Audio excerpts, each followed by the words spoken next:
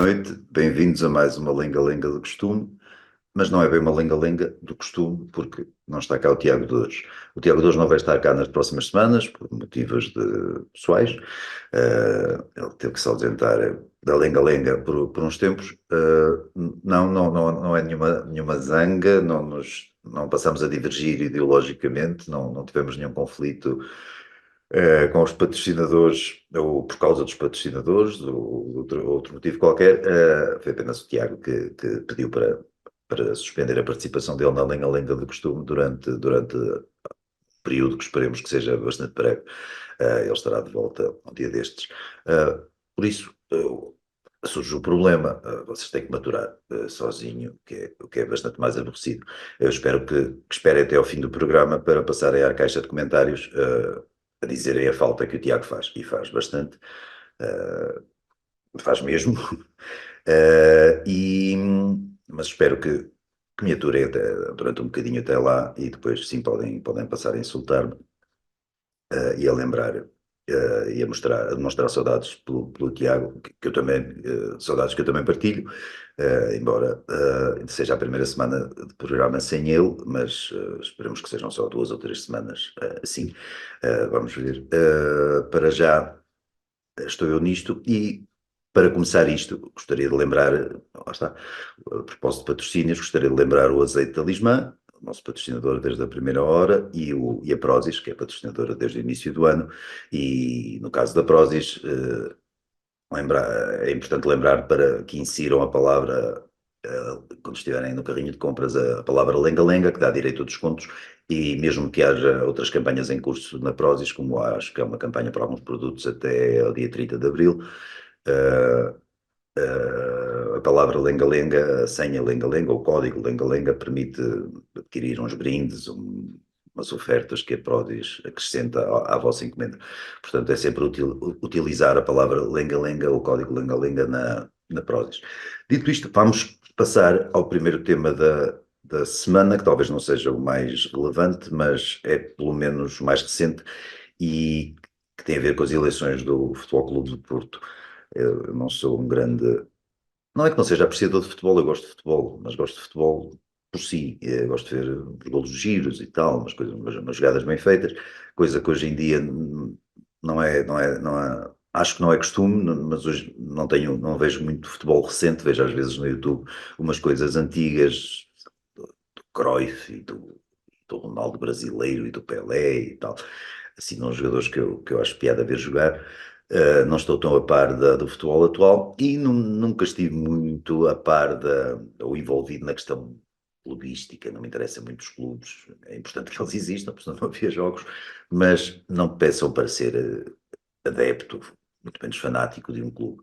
E portanto não sou, acho que em criança era do Benfica, assim criancinha dizia-me do Benfica, porque só para irritar o meu pai, que o meu pai não gostava de futebol, então eu tinha que arranjar uma equipa qualquer. Eu acho que escolhi o Benfica, que era mais popular, com certeza. Mas foi só isso, nunca mais liguei assim especialmente a futebol. Mas houve eleições no Porto e acho que as eleições no Porto no Futebol Clube do Porto tiveram uma certa relevância. Uh, Tiveram desde logo porque é um clube grande, que já foi campeão europeu e mundial e essas coisas todas. Tiveram também porque o presidente deposto esteve lá 42 anos como presidente, não é fácil. Acho que foi mais, não quero fazer comparações nenhumas, nem tem nada a ver uma coisa com a outra, mas acho que foram os anos que o professor Salazar, foram mais anos do que aqueles que o professor Salazar esteve no poder. Foram mais, seguramente. Um, o, o novo presidente é o André Vilas-Boas, que foi treinador de um ano em que o Porto jogava bem, lembro-me disso. Isso não é garantia nenhuma que seja um bom presidente, ou deixe de ser. Também não me interessa particularmente isso. O que me interessou nestas eleições foram 2 ou 3 pontos, mais ou menos secundários às ditas. Um deles é o facto de a candidatura ou a recandidatura do ainda presidente Jorge Nuno Pinto da Costa ter sido apoiada por uma série de gente com que eu embirro, pronto, é mesmo assim. Não gosto de uma série de pessoas que apoiavam, ou as pessoas de que eu não gosto, que eu sabia que apoiavam algum candidato, apoiavam invariavelmente o candidato Pinto da Costa. Portanto, o facto de este ter perdido, e dessas pessoas, por arrastamento, também terem perdido, deu-me Não, claro que tenha enchido, não abri champanhe por causa disso, não me enchi de júbilo por causa disso, mas teve uma certa graça. Achei piada por aí. Bom, por outro lado, talvez moralmente mais elevado, gostei de que a campanha de Vilas Boas tivesse recuperado um nome que eu acho importantíssimo na história, obviamente do Futebol Clube do Porto, do futebol nacional, mas que teve uma importância que transcendeu um bocadinho o futebol nacional, que foi o José Maria Pedroto, um filho do José Maria Pedroto vai ser um dos vice-presidentes da próxima direção do clube. A viúva do José Maria Pedroto apoiou o André Vilas Boas, e eu acho que o nome do José Maria Pedroto tinha andado a ser, especialmente nos últimos talvez 10, 15, 20 anos, estava um bocado esquecido pela direção ainda vigente do Futebol Clube do Porto, e é isso. Acho que o Pedroto não merecia isso, porque, para mim, vou agora desenvolver o tema, só nunca mais saímos daqui, nem tem particular relevância aqui na Lenga-Lenga, mas acho que o José Maria Pedroto foi, ou é para mim, a figura mais interessante. Não estou a dizer a maior figura, ou a mais espetacular, ou isso, mas a mais interessante do futebol português. Era uma pessoa que, por um lado, não era uma figura complexa como treinador, ele era visita de casa do Sacarneiro, o Sacarneiro era visita de casa dele, eles conviviam e tinham longas conversas, ou seja, não era exatamente aquele tipo de sujeito que só falaria de futebol, desde logo isso. E depois o Pedroto foi mais até do que o Pinto da Costa, embora em colaboração com o Pinto da Costa, naquela época, no final dos anos 70, o Pedroto, quando saiu do Salvoeu de Boa Vista para o Porto, aliciado justamente por Jorge Nuno Pinto da Costa, para começar um projeto no Porto, que foi o início da mudança do clube de um clube pequenino e pouco ambicioso, para um clube que passou, que nestes 40 e tal anos ganhou tudo que podia ganhar, não é? E o José Maria Pedroto foi uma figura essencial nisso, e isso tem importância não só no futebol, mas tem importância para além do futebol, porque o José Maria Pedroto trouxe ao clube a ideia de que o centralismo não tinha que ser, não era inevitável. Ou seja, que havia algo que podia haver no país, trouxe ao futebol e trouxe por arrastamento ao país a ideia de que o centralismo não era inevitável. O centralismo continua a vigorar em Portugal. Eu não sou contra o centralismo da mesma forma que as pessoas costumam ser contra o centralismo, ou seja, sendo bairristas ou sendo regionalistas. Eu votei contra o referendo da regionalização, por exemplo. Mas a verdade é que aquilo que se decide para o bem e para o mal, continua concentrado em Lisboa. No caso do futebol, que foi aquilo em que o José Maria Pedroto pôde mexer, isso deixou de estar concentrado em Lisboa. Ou seja, o centralismo de que continua a padecer o país em 2024 não tinha que ser assim, não tinha que continuar a existir, como existe em praticamente tudo, exceto quase só no futebol. E muito por graça do José Maria Pedroto, que teve essa visão, a visão de que o clube não tinha que ser uma espécie de subsidiário simpático das vitórias e de espectador das vitórias dos clubes lisboetas. Percebeu que, com a estratégia adequada, o Porto podia também ganhar. E isso começou a acontecer.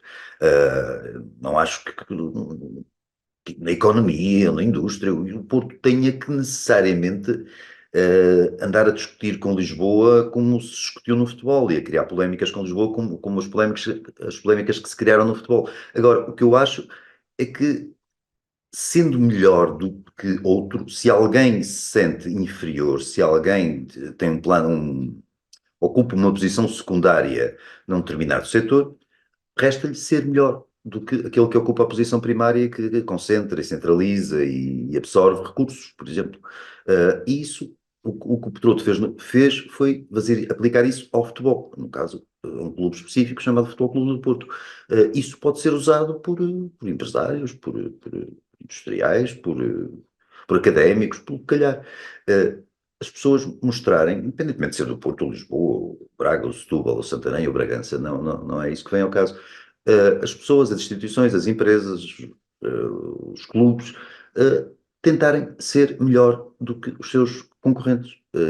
Não é uma questão, não basta lamuriarem-se, não é uma questão de pedirem apoios. O Pedroto não, Pinto da Costa, na altura também, não fizeram nada disso, apenas fizeram por ser melhores. E conseguiram. E durante estes 40 e tal anos, o Porto tornou-se a melhor equipa portuguesa, com mais títulos internacionais, é a única equipa portuguesa que tem títulos internacionais nesse período e tem uma série deles e tal.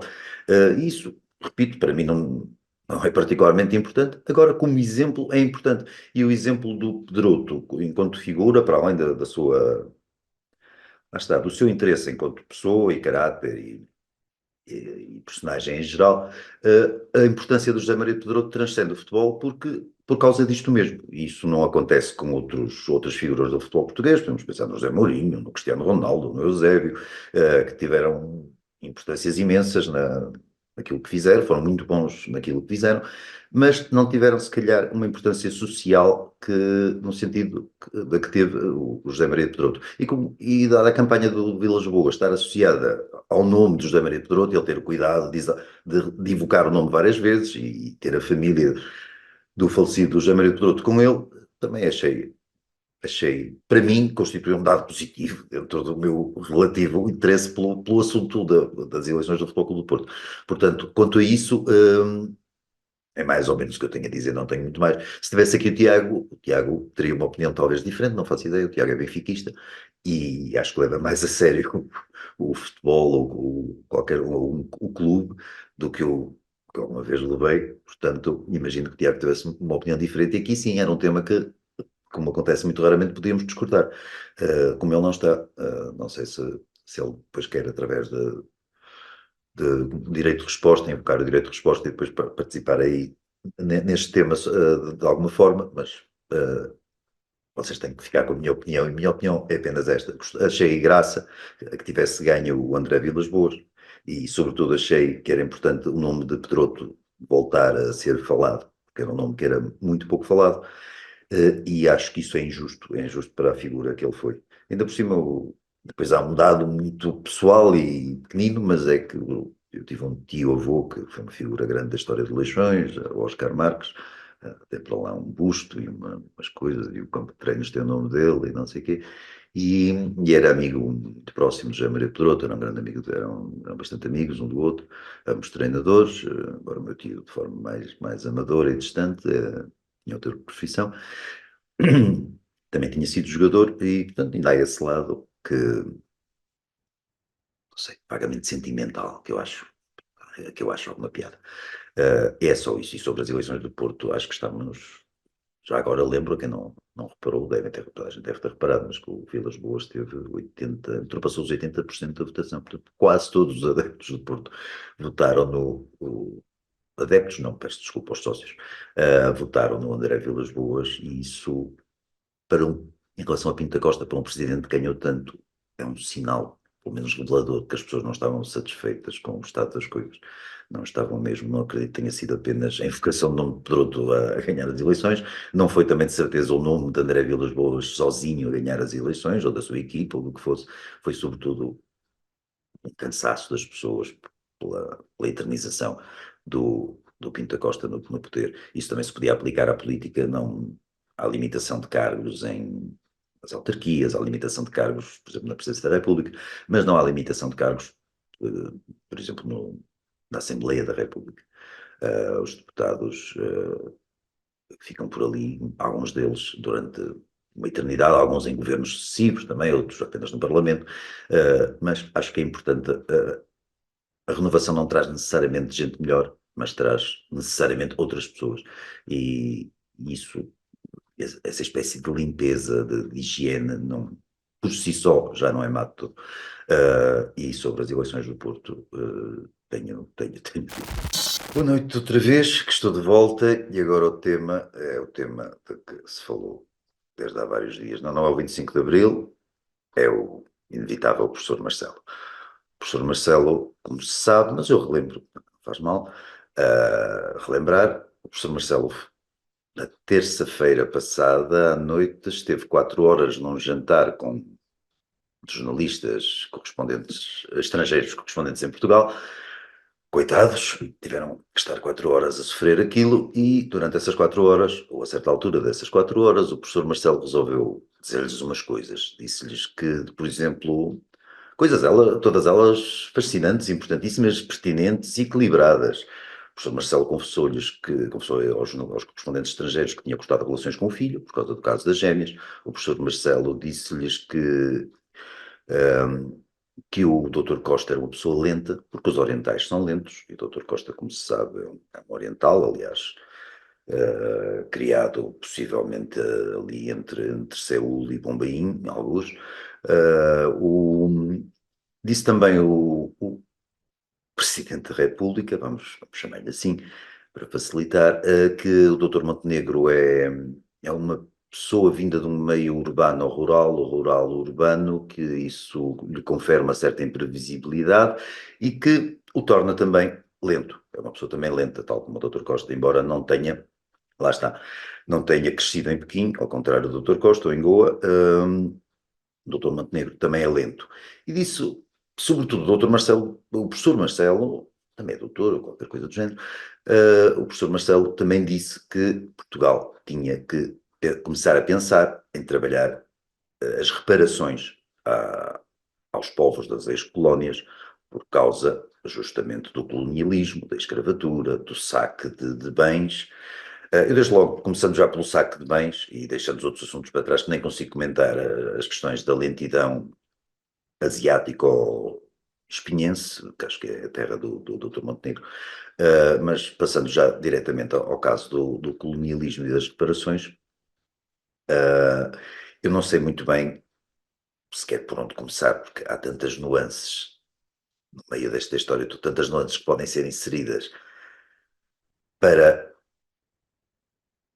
não sei, mitigar, para contextualizar os disparates que o professor Marcelo, as enormidades que o professor Marcelo diz, que é difícil perceber por onde começar. Mas em relação, sei lá, aos saques de produto, aos saques de artefactos, por exemplo, artísticos ou equivalentes, são conhecidos vários casos internacionais, sei lá, a polémica entre a Grécia e o Reino Unido por causa de de obras de arte ou de peças históricas que, obviamente, foram levadas da Grécia para o Reino Unido, estão lá exibidas em museus. Se Portugal tem em museus, não sei, máscaras tribais da Guiné ou búzios de mães de santo da Bahia, estão por aí pendurados aí nos museus quaisquer, acho muito bem que Portugal os devolva a quem de direito.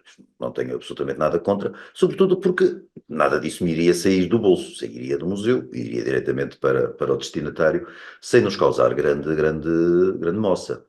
O que pode causar grande moça são as tais compensações, as tais reparações, provavelmente financeiras, que é dessas que estaríamos a falar. Eu acho que é dessas que o professor Marcelo está a falar, presumindo que o professor Marcelo sabe do que está a falar.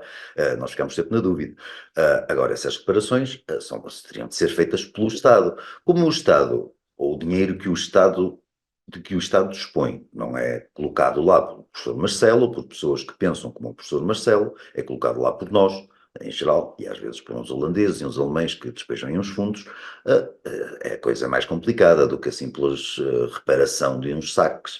É mais complicado devolver dinheiro, primeiro porque dinheiro nos faz falta, parecendo que não, confia, eu sempre, em matéria de dinheiro, prefiro sempre que esteja do meu lado, do lado de uma pessoa que eu nem conheço e a quem, eventualmente, ou a cujo tetravô, o meu tetravô terá feito coisas terríveis e não provadas. Portanto, faz-me um bocado de impressão que eu tenha que estar a pagar por isso. E acho que praticamente a todos os portugueses isso também fará impressão.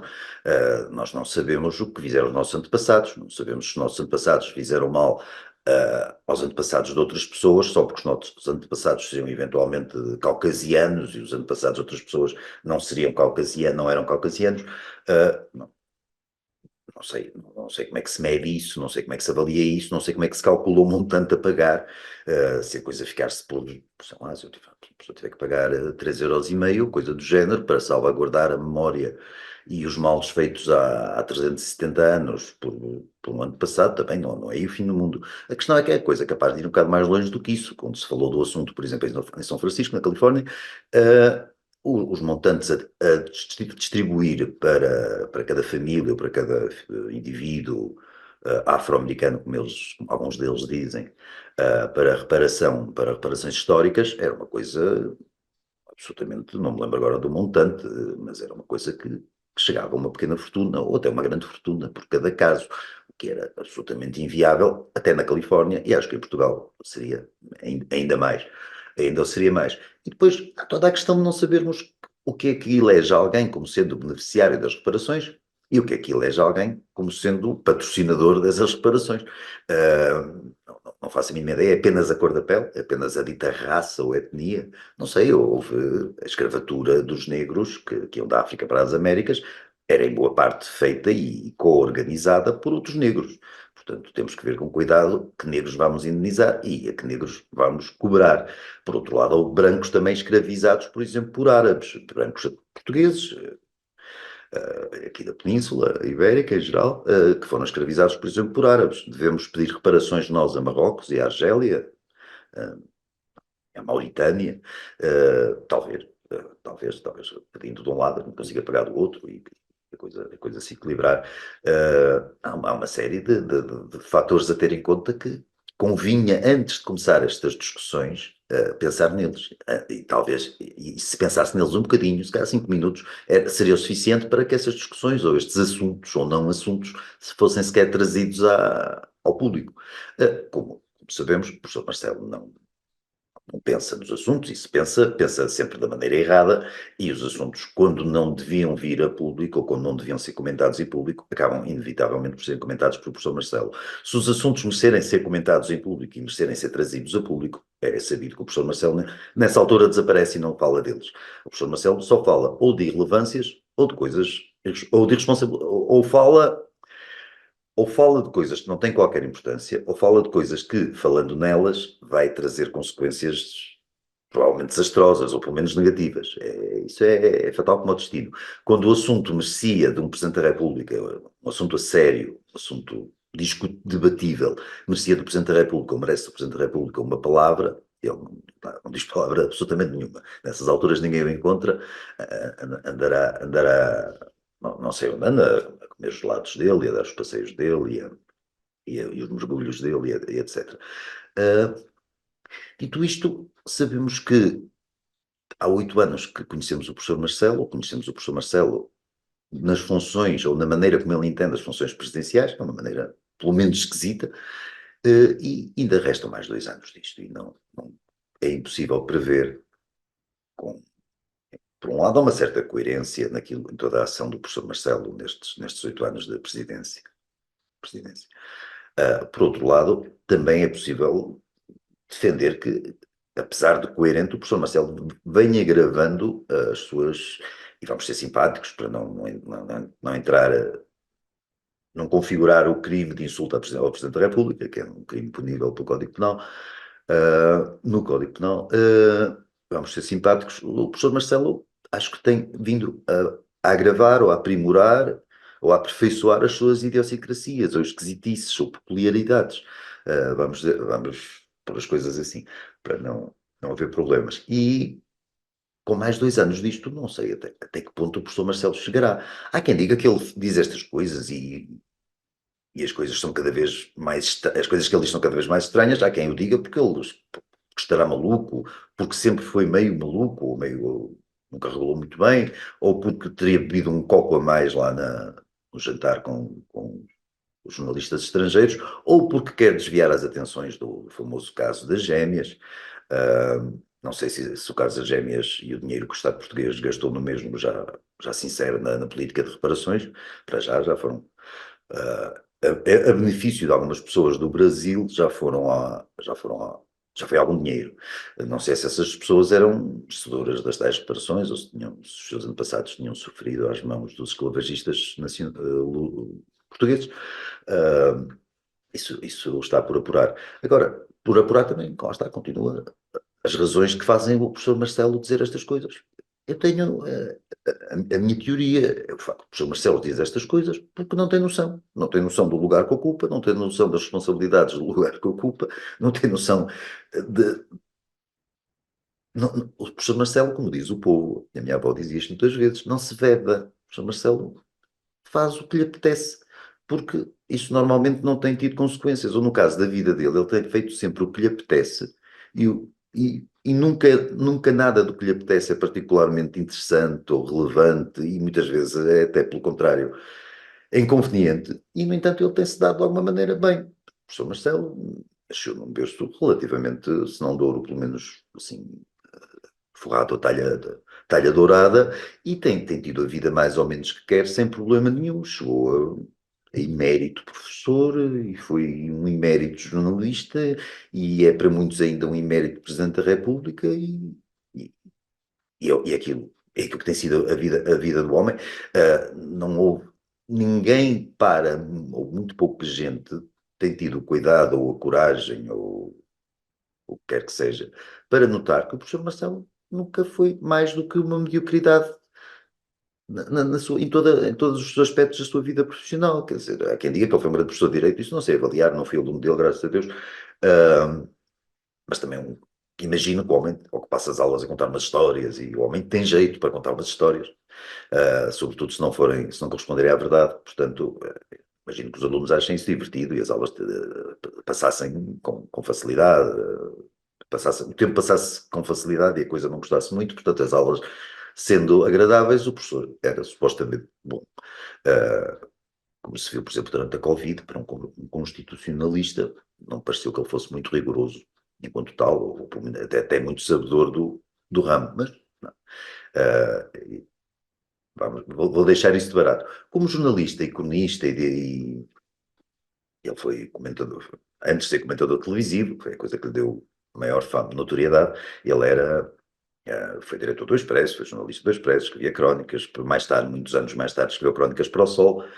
Eu aí já consigo comentar-me, acho que com um bocadinho mais de propriedade, e o professor Marcelo, enquanto cronista, por exemplo, enquanto jornalista, há artigos dele disponíveis, e as pessoas procurem no Google e leiam artigos dele no Expresso, no Sol, esses tais mais recentes, e aquilo é absolutamente miserável. Aquilo tem ponto a ponto se lhe pega. Aquilo é uma sucessão, é uma descrição.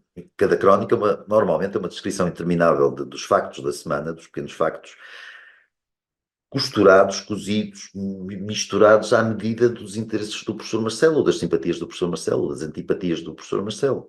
É apenas isso. O professor Marcelo não há ali nada que o envolva ou comprometa com uma posição política, com uma visão do mundo, com uma atitude particular. Não, é apenas se ele critica X, nós percebemos que há qualquer motivo ali pessoal para ele não gostar de X, ou para gostar de que Y, de quem ele é mais próximo, se sobreponha a X, um certo processo político qualquer. É sempre, chamou-se a isto a criação de factos políticos. É um eufemismo giro, mas é sobretudo a coscovilhice. O professor Marcelo, enquanto jornalista, e foi durante muitos anos, uma espécie de jornalista, comentador, cronista e tal, o professor Marcelo é uma espécie de equivalente àqueles programas tipo, acho que Passadeira Vermelha, aqueles programas em que umas figuras também esquisitas comentam a vida, o mundo cor-de-rosa da dita sociedade. Nesse caso, uma sociedade particularmente estrita. O professor Marcelo fez o mesmo com a política, e depois, quando subiu à televisão, se isso for propriamente uma promoção, passou a fazer isso na televisão para muitas mais pessoas. E isso não é que ele não fosse conhecido, com certeza que era, mas a notoriedade foi outra. O professor Marcelo na televisão, e continuava a reproduzir os seus tiques, o seu estilo de fazer comentário político. Aquilo não é. Ele tem sucessores, aquilo é a maior parte do comentário político televisivo, embora não, provavelmente, com o grau talvez de astúcia, que isso reconheço que ele tem, do professor Marcelo. A maior parte do comentário televisivo português é herdeira do professor Marcelo. As pessoas que vão lá às televisões comentar coisas normalmente comentam a política como uma espécie de jogo de xadrez em que comentam a maquinação partidária. É muito por aí. Não comentam, não extrapolam isso para mais nada. Aquilo fica limitado a si mesmo. É um mundo absolutamente fechado. Os comentadores depois não conseguem fazer isso direito, nem sequer como o professor Marcelo fazia. Portanto, a coisa roça o patético. No caso do professor Marcelo, não é que roça exatamente o patético, aquilo é um estilo próprio, mas em termos como comentário, como substância, não tem nenhuma, absolutamente nenhuma, nem acho que pretenda ter. Só que as pessoas olhavam para aquilo e viam o professor Marcelo a falar com o Juca Magalhães ou com o Judito de Souza, não sei o quê, na TVI, aquelas coisas, e ficavam pasmadas com a inteligência e o brilhantismo do homem, que eu nunca consegui, nunca fui seguidor dos programas dele, espreitei uma vez ou outra e nunca consegui perceber sequer a utilidade daquilo para alguém que não para o professor Marcelo. Uma coisa, são coisas da cabeça dele, era como ele gostaria de organizar o xadrez político, e lançava a atualidade, ou comentava a atualidade, da forma que ele gostaria, com muito wishful thinking, que a atualidade se desenrolasse. Às vezes correspondia aos anseios dele, outras vezes não, mas pronto, lá está, é um estilo. Eu, pelo menos, não aprecio. Agora, por vistos, um número suficiente de portugueses apreciava o estilo, ou apreciava pelo menos a fama do sujeito que tinha o estilo, que aparecia ali nas televisões a dizer umas coisas e a fingir que lia 72 livros por semana. Portanto, era uma pessoa muito culta, ele, como se sabe, não dormia, passava as noites a ler aqueles livros que depois empilhava lá na mesa do canal televisivo em causa, e isso por algum motivo despertou nos portugueses uma simpatia por aquela figura que eles conheciam mais ou menos da candidatura à presidência à Câmara de Lisboa, do breve período em que foi um presidente particularmente mau do PSD, mas com o programa televisivo a fama do homem escalou exponencialmente e ele tornou-se de repente presidenciável. E depois de presidenciável tornou-se presidente, ou foi eleito presidente. Lá está. É o que acontece quando ele achava que podia ser presidente, ele acha-se, ele tem sim numa excelente conta, ao contrário do que ele tem as outras pessoas. O professor Marcelo vê, divide a humanidade em dois grupos. Um grupo é composto exclusivamente pelo professor Marcelo, outro grupo é composto pela humanidade, pelo resto da humanidade. E ele achou que podia ser presidente. Infelizmente, um número suficiente, uma percentagem pequenina dessa humanidade, mas uma percentagem significativa de portugueses, também achou que o professor Marcelo podia ser presidente. Eu próprio achei que sim, porque votei nele da primeira vez. É das maiores vergonhas da minha vida. Votei nele, porque a concorrência era assustadora também. O PS tinha acabado de cometer a geringonça e eu achei que vamos votar neste sujeito. Pode ser que ele faça uma espécie de resistência à geringonça. Não fez. O professor Marcelo passou 8 anos a servir diligentemente o Dr. Costa. Foi isso que ele fez. Hoje é visto, hoje muitos socialistas criticam o professor Marcelo como estando envolvido numa espécie de conspiração para derrubar o Dr. Costa. É estranho, sobretudo vindo de alguém que esteve 8 anos a servi-lo. Há outros termos. Haverá outros termos, mas são se calhar menos agradáveis ainda. O professor Marcelo fez tudo o que permitiu, como o governo do Dr. Costa, como era, por um lado, era governo, depois tornou-se um governo em certos meios popular, era mais apreciado do que renegado. E como pareceu ao professor Marcelo que era útil estar junto no governo que fosse relativamente popular, ou pelo menos não fosse impopular junto à maioria das pessoas, o professor Marcelo fez tudo o que permitiu que esse governo governasse da forma que o fez, com as consequências que nós hoje conhecemos e que algumas pessoas temem não reconhecer. Agora, temos mais 2 anos do professor Marcelo e vamos ver a parte da ajuda ao governo do Dr. Costa já não se porá. A parte das coisas que o professor Marcelo pode dizer, as confissões de que ele se pode aliviar nos próximos 2 anos, isso já não é.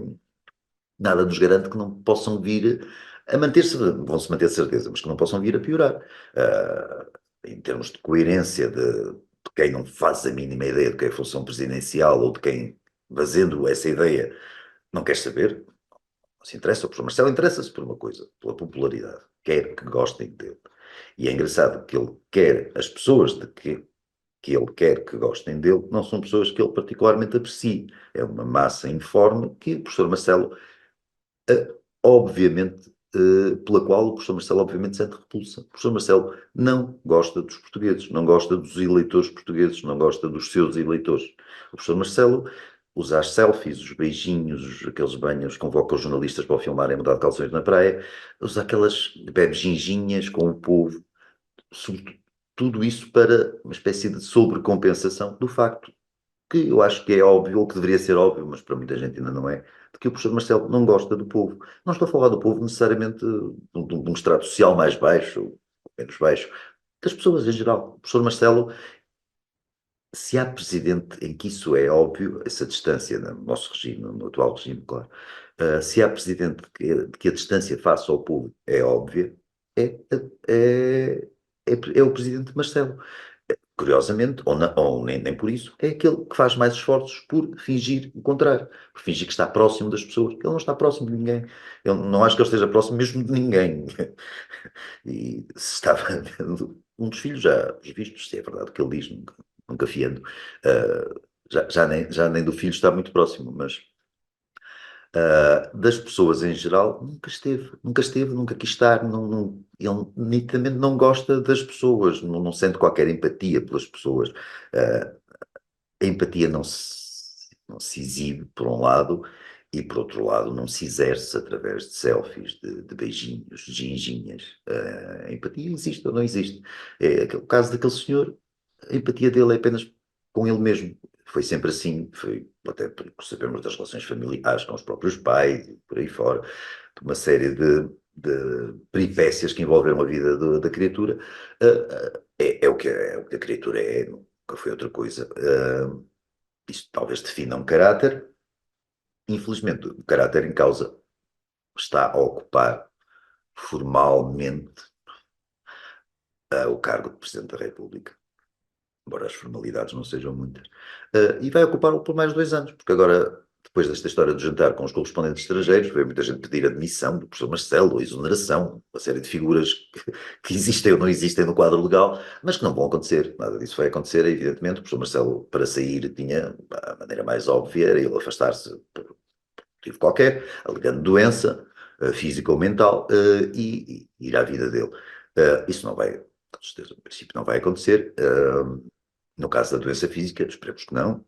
No caso da doença mental, não vou comentar, não vou desenvolver. Agora, o professor Marcelo vai continuar lá, tudo indica os 2 anos que lhe restam de presidência e nós vamos ter que aturar, levar com ele. Ao levar com ele, vamos levar com tudo o que isso implica. Neste caso, isto teria piada se não trouxesse consequências para Portugal. Não é? Não estou só a falar do caso das reparações, mas sobretudo do caso das reparações. Ele abre aqui uma espécie de conversa que nos pode sair cara. Já abriu outras conversas, já teve outras omissões, já disse coisas, já calou coisas que trouxeram, acho eu, no meu entender, muitos prejuízos ao país, na saúde, uma série, nos estados de emergência, numa série de coisas. Agora, é mais uma coisa que se fosse cometida ou dita por um anónimo cidadão, teria a sua graça.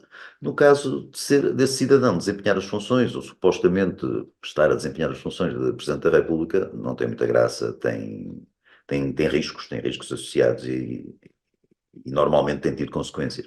Uh, já houve as consequências que houve das coisas que acabei de referir, haverá consequências de certeza, pelo menos, ou pode vir a haver consequências desta história das reparações, para além dos outros disparates que ele disse lá no tal jantar. E vamos ver nos próximos 2 anos que espécie de outras extravagâncias o homem é capaz. E já percebemos há muito tempo, e pelo menos há 8 anos já devíamos ter percebido, que o homem é capaz de tudo.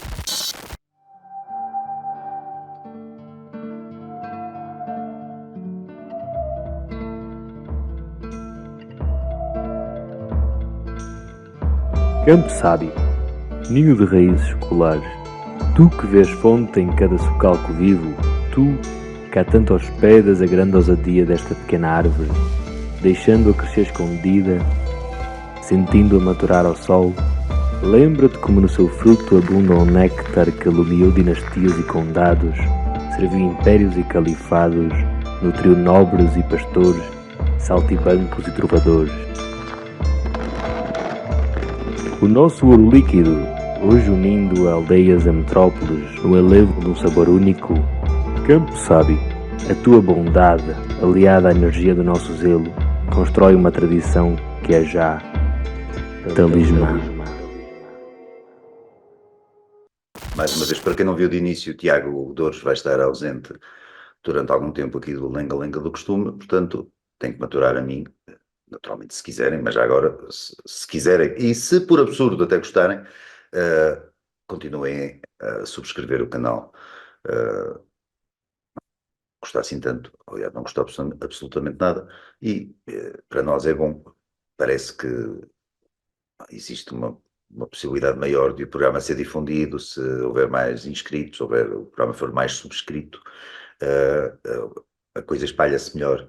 Assim, género doença, género vírus, e Isso para nós é bom e para vocês também acho que não faz mal nenhum. Portanto, carrega naquele botãozinho lá de subscrever e depois, se quiserem também ativar notificações, isso já se calhar já é pedir muito, mas continua a ser de borla, portanto, há coisas piores. Para começar esta última parte, e que vai ser dedicada agora sim ao 25 de Abril, vou começar por comentar um comentário de uma espectadora nossa, no caso a Alice Caetano 3141, que escreveu: o 25 de Abril foi importante porque terminou com 13 anos de guerra colonial em três frentes, as prisões políticas com torturas e perseguições, deu início à alfabetização de grande parte da população, criou um sistema de saúde gratuito e alargado, direitos para as mulheres e eleições livres, tanto para celebrar. Vamos por partes. O 25 de Abril terminou com 13 anos de guerra colonial. Isso é incontestável. Está três frentes: Moçambique, Angola e Guiné. Agora, houve consequências negativas no facto que a guerra colonial terminou. Isso convém lembrar também. Houve o que foi a descolonização, sabemos a forma como foi feita, sabemos a pressa com que se saiu de lá, com que os soldados saíram primeiro os soldados saíram da África e que depois a população civil, digamos, não autóctone, acho que era assim que se dizia naquele tempo, também teve que sair, e isso teve custos, para as pessoas individuais e sociais e outros. Portanto, ok, é verdade que o 25 de Abril terminou com a guerra, mas a forma como terminou com a guerra não foi suave para toda a gente. Depois temos o 25 de Abril terminou com as prisões políticas, É mentira, peço desculpa, mas é mentira. O 25 de Abril não terminou com as prisões políticas, as prisões políticas continuaram durante o período do PREC, através dos mandatos de captura, que eram assinados em branco, mandatos em branco assinados pelo Hotel Saraiva de Carvalho, que era o líder de Copcom, por exemplo, e que sob os auspícios de quem se prendeu muita gente por razões políticas, por delito de opinião, por cargo, posição social ou qualquer coisa assim do género, que não tinha nada a ver com crimes cometidos, tinha a ver apenas com o facto de serem considerados inimigos do processo revolucionário em curso, não é? Tal PREC. Portanto, as prisões políticas não terminaram no 25 de Abril, as prisões políticas terminaram a 25 de Novembro. Acho que desde 25 de Novembro não houve mais ninguém que tenha sido um preso político em Portugal, com a possível exceção do engenheiro Sócrates, que assim se considerou, e se considera, mas é um caso apenas. E é uma perspectiva, no mínimo, discutível, mas não foi o 25 de Abril, portanto, que terminou com as prisões políticas. Diz também a Alice Caetano que o 25 de Abril deu início à alfabetização de grande parte da população. Também não é bem verdade, para não dizer que é mentira, mas é mentira. Uh, a grande, o grande processo de alfabetização portuguesa decorreu durante o Estado Novo. Não estou a defender a ditadura, é apenas um facto. Basta irem constatar qual era a percentagem de população portuguesa que era analfabeta no final da Primeira República e constatar a percentagem de população portuguesa que era analfabeta por altura dos 25 de Abril de 74. O grande decréscimo de analfabetismo em Portugal deu-se durante o Estado Novo. Não foi depois da queda do Estado Novo. Depois da queda do Estado Novo, continuou esse processo, é verdade. E hoje Portugal praticamente não tem analfabetos, quer dizer, não tem analfabetos literais. Analfabetos funcionais ainda há bastantes. E alguns nem passam por isso. Não são conhecidos por isso. Mas portanto, também não é verdade que tenha sido propriamente o atual regime a acabar com o analfabetismo em Portugal ou diminuir drasticamente o analfabetismo em Portugal. Foi o Estado Novo que o fez. Isto não é... É um clichê dizer-se o que a Alice Caetano diz, realmente, é uma ideia que está por aí muito difundida, mas não é uma ideia verdadeira. A ideia não corresponde à realidade. Depois, o 25 de Abril criou um sistema de saúde gratuito e alargado, é verdade, o SNS apareceu depois do 25 de Abril, não foi exatamente criado pelo 25 de Abril, mas é verdade que é uma conquista, vamos dizer assim, do atual regime. Agora também é preciso lembrar ou notar a forma como o estado em que o SNS está hoje. Portanto, não é tudo, muitas vezes é gratuito, é alargado, mas como muitos portugueses infelizmente têm reparado, a expensas próprias, não serve para nada, porque as pessoas vão aos hospitais, vão às urgências, vão a isto, vão a aquilo, e esses hospitais ou urgências ou o que quer que seja estão fechados, ou não existem, ou foram suprimidos, portanto, também não estamos, em matéria de saúde, isto não está exatamente brilhante, não é? Para dizer o mínimo. Mas é verdade que foi o 25 de Abril a criar o SNS. O 25 de Abril deu direitos às mulheres, deu sim senhor, isso é verdade. Na sequência do 25 de Abril foram instituídas uma série de leis, ou abolidas uma série de outras tantas leis, que as novas leis deram direitos às mulheres e foram abolidas leis que suprimiam direitos das mulheres, impediam que as mulheres fossem tratadas como seres humanos de pleno direito, passa a redundância. É evidente que sim, em matéria de ausência do país, de divórcio, de uma série de questões de planeamento familiar, etc., as mulheres passaram a ter direitos a serem seres humanos completos na sequência do 25 de Abril de 74. É verdade.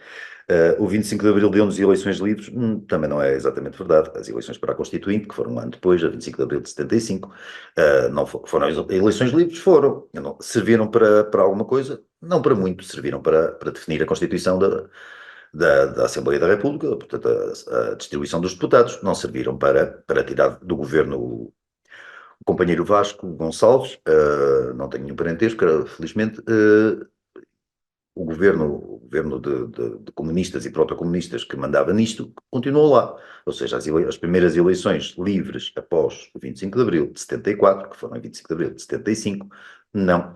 Sendo livres, não serviram de grande coisa.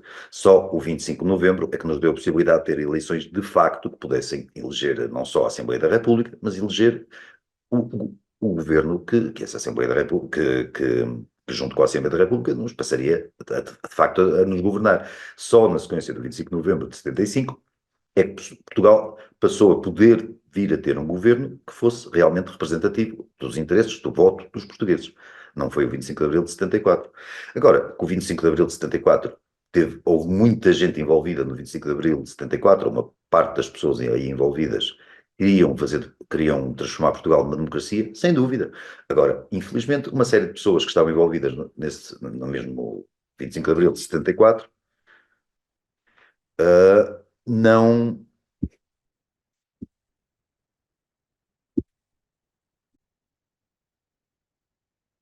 Peço desculpa, houve aqui um salto qualquer. Questões técnicas. Vamos ser sempre assim. Dizia eu que muitas das pessoas que fizeram o 25 de Abril de 74 ou que se aproveitaram depois do 25 de Abril de 74 não queriam um sistema democrático, a vigência de um sistema democrático em Portugal. Queriam que Portugal fosse um país subsidiário, um regime subsidiário do regime soviético. Ou seja, o 25 de Abril não é enquanto acontecimento histórico, é um conceito polissémico, com uma série de interesses divergentes, até contraditórios entre si, e que depois deu no que deu, em boa parte, e o que deu não foi mal de todo, não, está muito longe de ser perfeito, mas não foi mal de todo, mas o que aconteceu foi muito mais graças ao 25 de novembro de 75 do que ao 25 de abril de 74. O 25 de abril de 74 é uma espécie de gatilho para uma série de possibilidades do que poderia acontecer aqui em Portugal. O 25 de novembro de 75 permitiu escolhermos uma dessas possibilidades. Com todos os seus defeitos, a possibilidade menos má.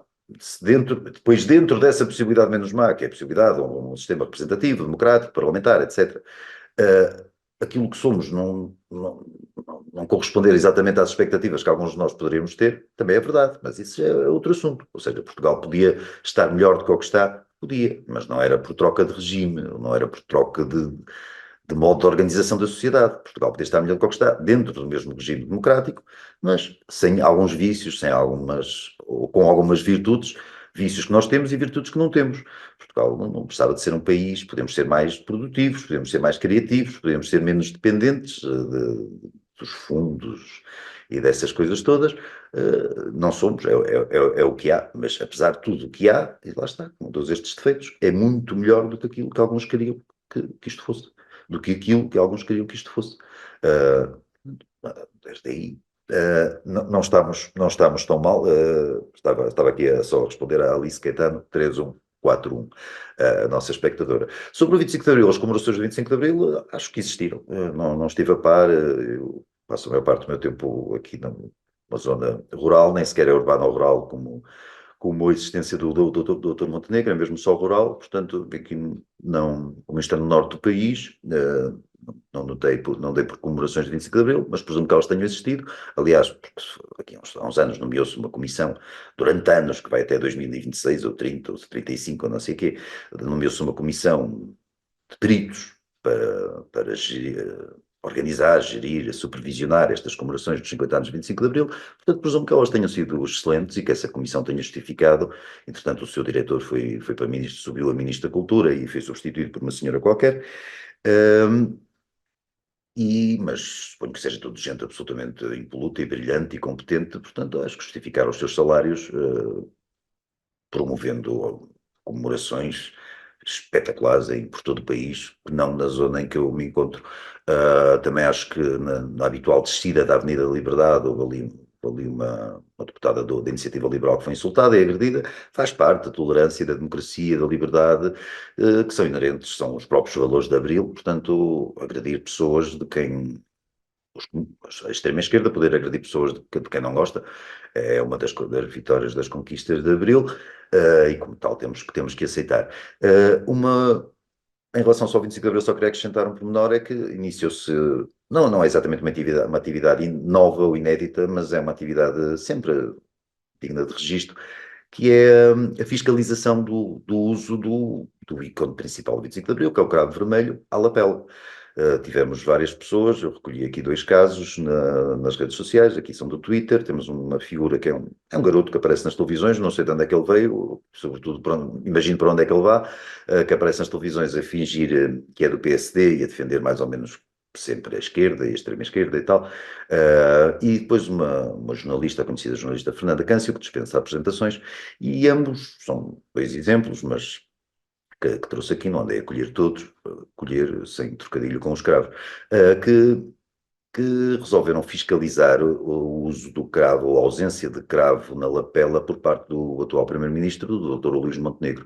Pelos vistos, o Dr. Montenegro não usou cravo na lapela, e isso, se não configura um crime na nossa lei, no nosso Código Penal, deveria configurar. É gravíssimo, sobretudo no dia 25 de Abril, e sobretudo nos 50 anos, 25 de Abril, com data redonda e tudo, dispensar-se o uso do cravo vermelho à lapela, isso não é tolerável, não é aceitável sob nenhum ponto de vista.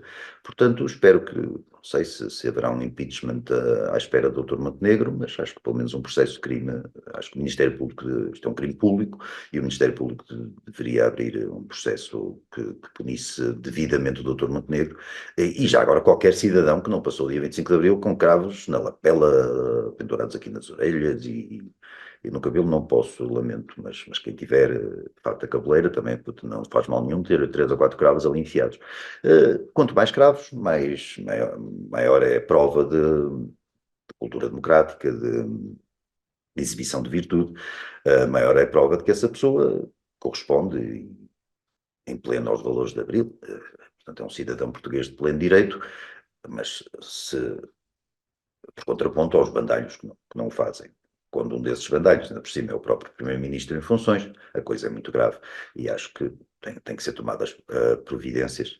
De resto, sobre o 25 de Abril, os 50 anos de 25 de Abril, acho que já saímos deles, acho que agora resta esperar, sei lá, os 75 anos de 25 de Abril, os 100 anos de 25 de Abril, os 150 anos de 25 de Abril.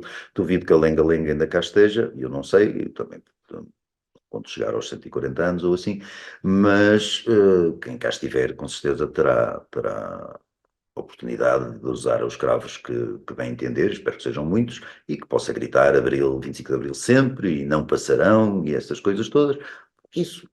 Essas coisas que foi para isso que se fez o 25 de Abril, não é? Para nós podermos repetir clichés assim, incessantemente, sem pensar no que estamos a dizer, e chamar fascistas a toda a gente que não fizer o mesmo que nós, que não usar os cravos e que não gritar essas coisas. Podemos chamar fascistas à vontade, foi para isso que se fez o 25 de Abril. E é para isso que a memória de 25 de Abril deve ser perdurada por 50, 100, 500 anos. E enquanto se faz isso também, enquanto muitos portugueses fazem isso, também não fazem outra coisa. Enquanto se entretêm com isso, não fazem coisas piores, o que já não é mau de tudo. Agora, para terminar, ainda numa nota de otimismo, é repetir o que importa, que apesar de tudo, o 25 de Abril não nos deu um terço das coisas míticas que as pessoas acham que o 25 de Abril nos deu, agora abriu a possibilidade, isso sim, acabando com uma ditadura, abriu a possibilidade e foi essa possibilidade, foi a menos má que nós acabámos por escolher, a que algumas coisas positivas pudessem acontecer. Em Portugal, hoje, apesar de tudo, vive-se melhor, materialmente, pelo menos, vive-se, o resto não sei medir, vive-se melhor hoje do que se vivia há 60, há 70, há 80, há 90, há 100, há 120 anos. O problema não é só o Salazar, o problema, a pobreza portuguesa, o nosso atraso é muito antigo. Apesar de tudo, hoje vive-se melhor do que de outras épocas. Ou pelo menos as pessoas têm condições materiais para poderem ter vidas melhores. São mais felizes, são menos felizes, sinceramente. Também não consigo medir, ninguém vai consegui-lo. Cada um saberá avaliar, e mesmo essa avaliação de cada um, se calhar varia de dia para dia, consoante acordou mais bem ou mal disposto. Mas dentro do mal que nos podia ter acontecido, e o 25 de Abril podia ter servido para alguns terem conseguido sujeitar-nos a esse mal, apesar de tudo, lá está, para repetir outra vez o que disse há pouco, ficámos com o mal menor, e o mal menor em qualquer circunstância é sempre um regime democrático. E se essa democracia é muito imperfeita, as democracias são sempre imperfeitas, a nossa é muito imperfeita, mas apesar de tudo, prefiro uma democracia imperfeita e muito imperfeita do que uma ditadura muito perfeitinha e bem acabada. É só isso. Embora haja pessoas que não pensam assim, uns da extrema esquerda, outros que hoje até integra boa parte do PS, outros da extrema direita, que hoje integra se calhar um bocado uma parte do Chega e dos partidos menores, e essas pessoas têm todo o direito de pensar como querem. Essas pessoas têm todo o direito de ser saudosistas do Estado Novo ou serem saudosistas do PREC. Eu não sou. E também acho que me compete, também me cabe essa possibilidade, esse direito.